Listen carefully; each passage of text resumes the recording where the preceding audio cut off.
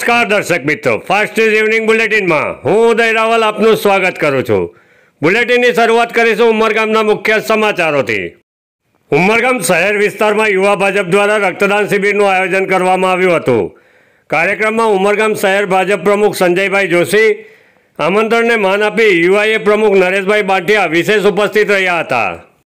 સમાજ ઉપયોગી કામગીરી બદલ યુવા ભાજપના હોદ્દેદારો અને કાર્યકર્તાઓને તેઓએ શુભકામના પાઠવી હતી।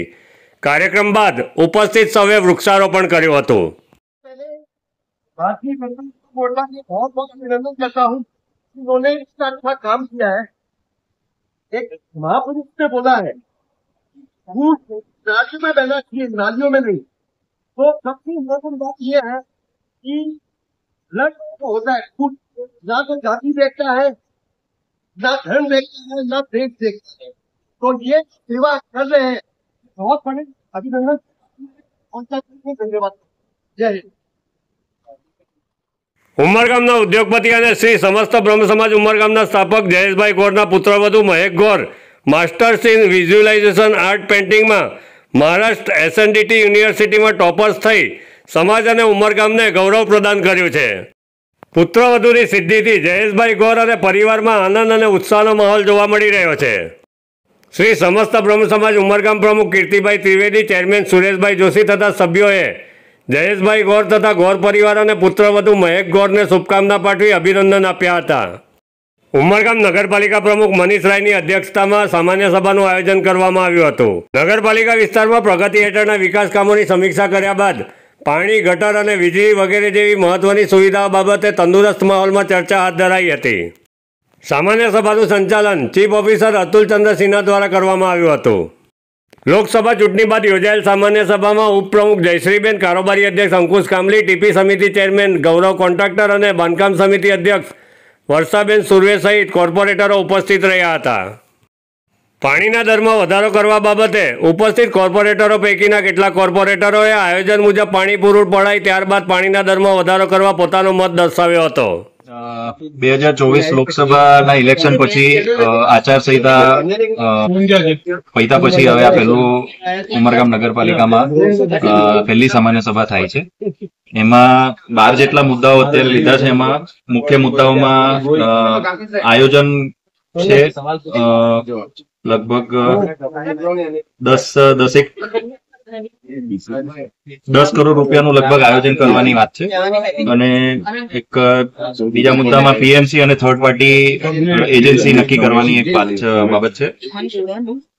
વેરાના દરમાં કંઈક વધારો કરવાની ચર્ચા થઈ અત્યારે।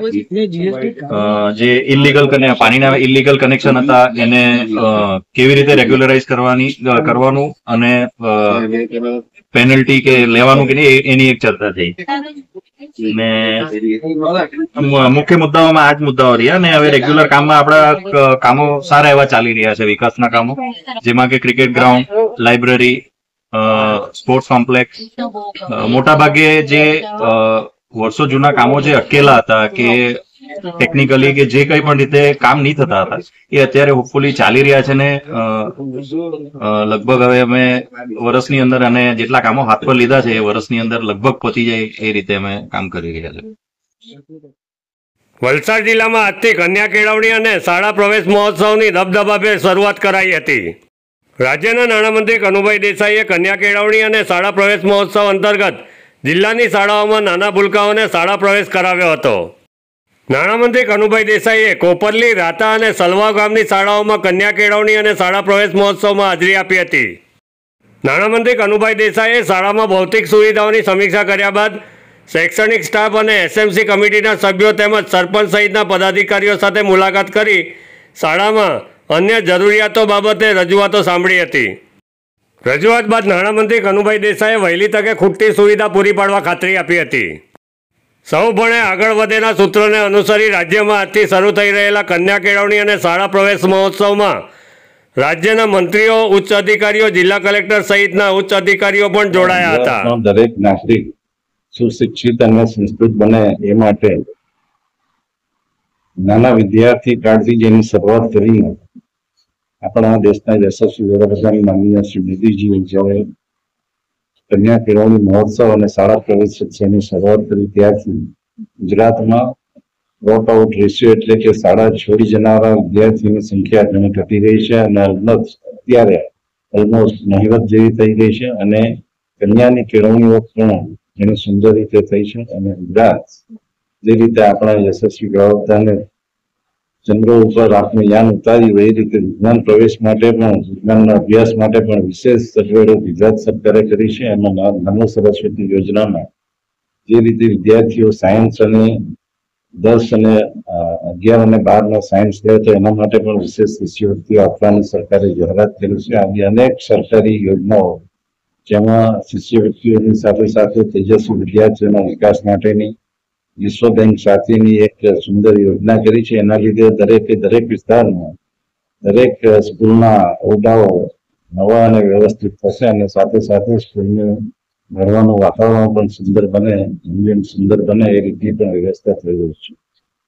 દરેક સ્કૂલમાં સ્કૂલ મેનેજમેન્ટ કમિટી હોય છે, એના સભ્યો જે એમના બાળકો સ્કૂલમાં ભણતા હોય તેવો જ હોય છે અને તેઓ પણ સ્કૂલની સંચાલનમાં ઘણો સુંદર રીતે ભાગ લઈ રહ્યા છે અને શાળાના મુખ્ય શિક્ષક અને સીઆરસી તેમજ દરેક લોકો આજ ગામના જિલ્લા પંચાયતના કારોબારી સભ્ય હિતેશભાઈ અનેક લોકોએ આજે આ પ્રવેશોત્સવમાં ઘણો સ્વાગત આપ્યું. વાપી રેલવે સ્ટેશન નજીક રેલવે ટ્રેક ઉપર સિમેન્ટના પોલ મૂક્યા હોવાની જાણ થતાં જ રેલવે વિભાગના અધિકારીઓ ઘટના સ્થળ પર પહોંચી ગયા હતા અને તાત્કાલિક સિમેન્ટના પોલ દૂર કરવાની કાર્યવાહી શરૂ કરી હતી. ગંભીર ઘટનાને પગલે રેલવેના ઉચ્ચ અધિકારીઓ ઘટના સ્થળ પર આવી પહોંચ્યા હતા અને સ્થિતિની સમીક્ષા કરી હતી. રેલવે ટ્રેક ઉપર સિમેન્ટના પોલ કોણે મૂક્યા અને કયા ઈરાદાથી ષડયંત્ર કરવામાં આવ્યું તે અંગે રેલવે પોલીસ સહિતની એજન્સીઓ દ્વારા તપાસ શરૂ કરાઈ છે. ટ્રેન પહોંચે તે પહેલાં રેલવે ટ્રેક ઉપરથી સિમેન્ટના પોલ ખસેડી લેવાતા સંભવિત અકસ્માત ટાળવામાં રેલવે વિભાગ સફળ રહ્યું હતું. ફાસ્ટ ન્યૂઝ ઇવનિંગ બુલેટિનમાં આજે બસ આટલું જ. આવતીકાલે ફરી મળીશું. નમસ્કાર.